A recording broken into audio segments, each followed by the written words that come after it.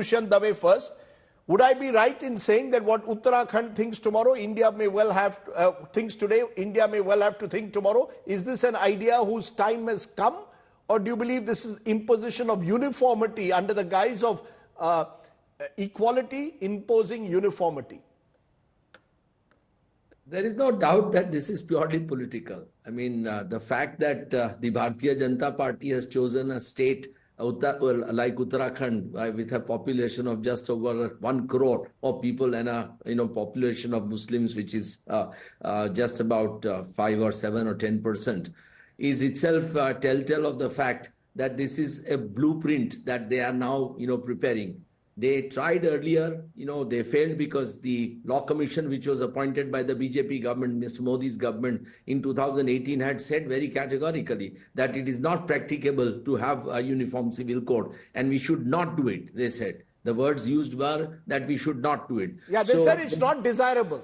Yeah. So having failed, there, they are now trying to, bring it here. Perhaps we are, with the eye clearly on the ensuing elections, so that they can tell the electorate country-wise that, yes, we have started the process and therefore, this is something which we should really be doing. But do you agree with the principle, Mr. Dave, the principle of a uniform civil code, that you need to ensure that across the country you're able to have uniform laws, particularly personal laws?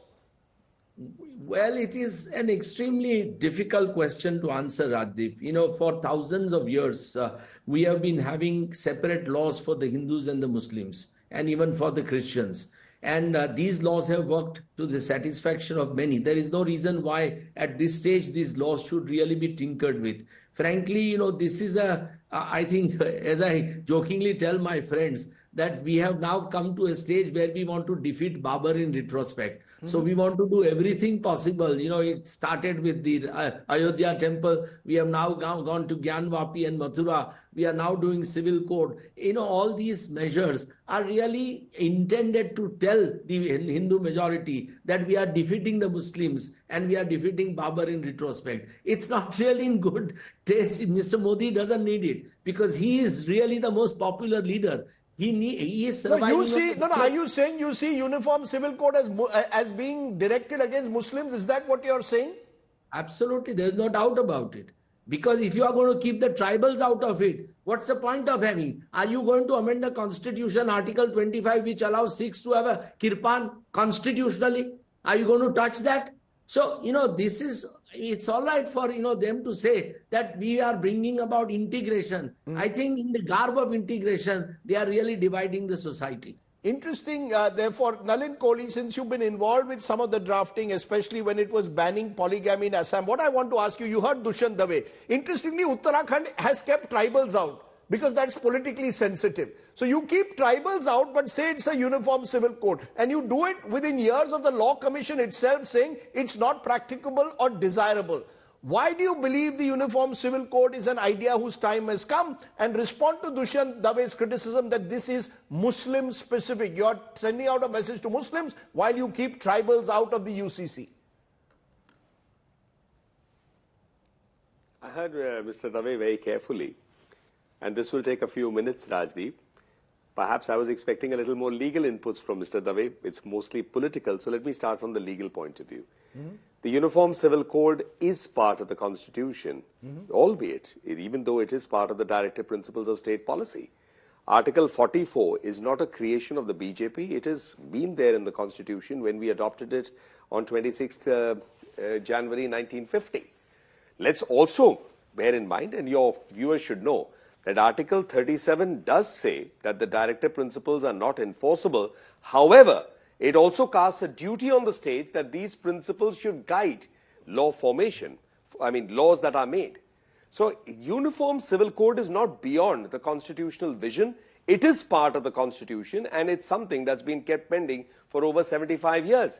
So, something that is part of the Constitution, will it be kept pending for how long? 2.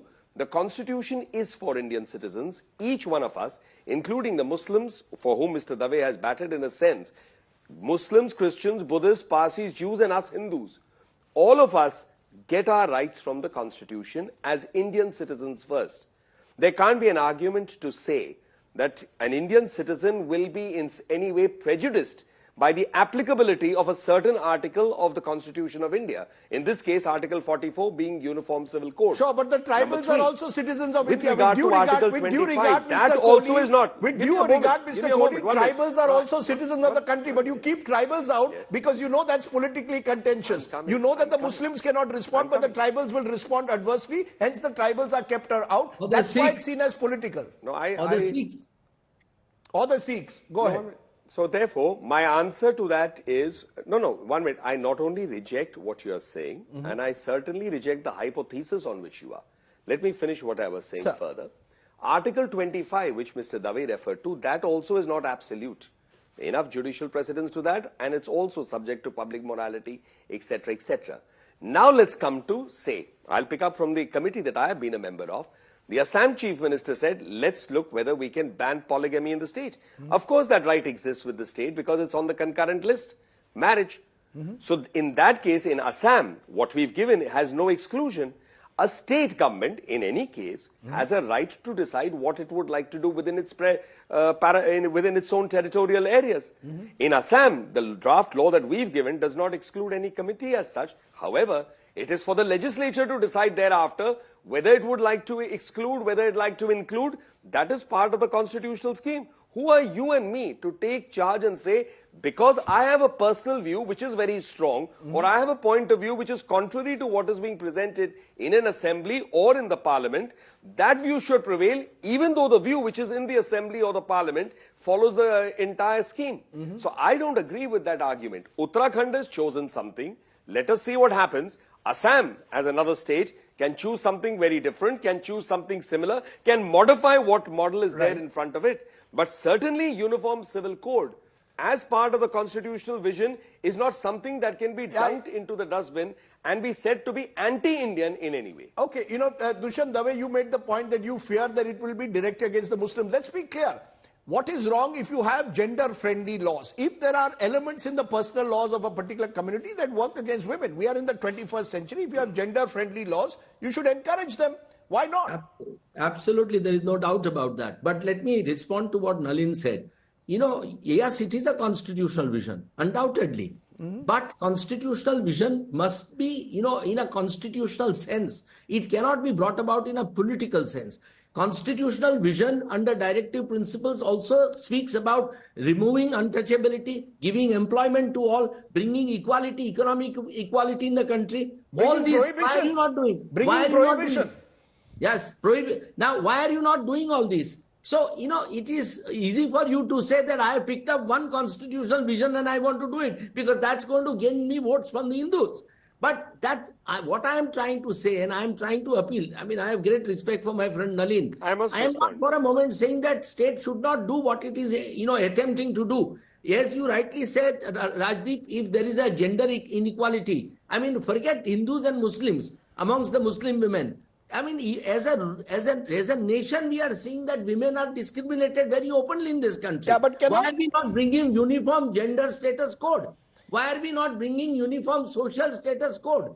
Because the Dalits are kept in an extremely difficult situation, as every village will tell you. Okay. So these are political issues. All that I am saying is we do not need this. We need to unify. We don't need to divide this country. And certainly Prime Minister, who is so popular, who has so many other ideas and wants to implement. It saddens me that the BJP really wants to embark on this. With all my reservations, I still respect Prime Minister. I still regard him very highly. And I don't know why they need it. Okay, why do you need it? Okay, let Nalin Kohli answer that, and then I'll come to you, Zakia Soman and Faisal Mustafa. But answer that. Why do you need it? What is the urgent need for it, according to you, Nalin Kohli?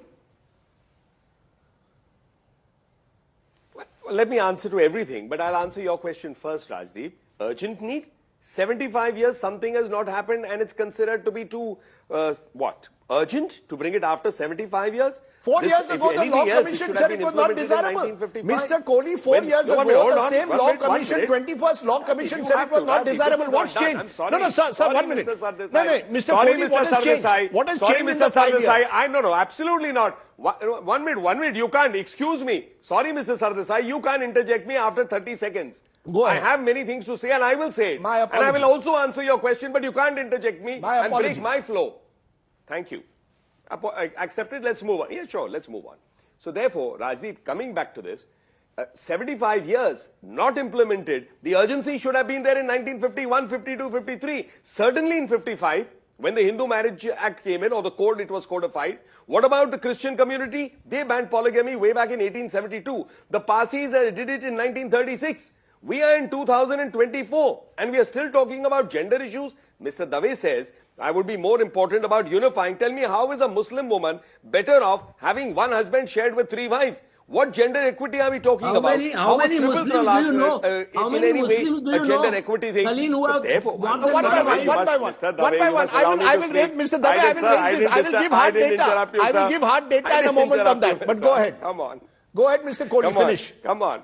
Okay. Now, so that's the first point. Second, Mr. Dave makes an allegation that there is a whole approach to divide.